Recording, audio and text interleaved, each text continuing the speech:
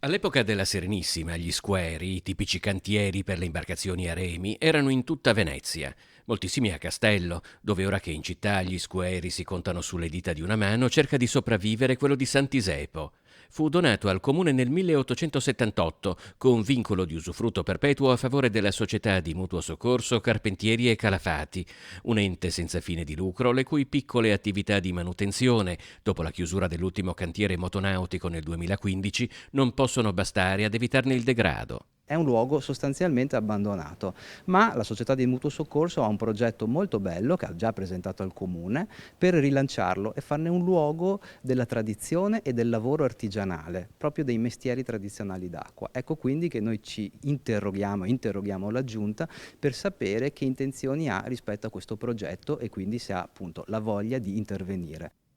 Nell'interrogazione sottoscritta da tutti i consiglieri PD, Giuseppe Sacca ricorda che la nuda proprietà di questi 800 metri quadri è del comune e al comune spetterebbero quindi gli interventi di manutenzione straordinaria.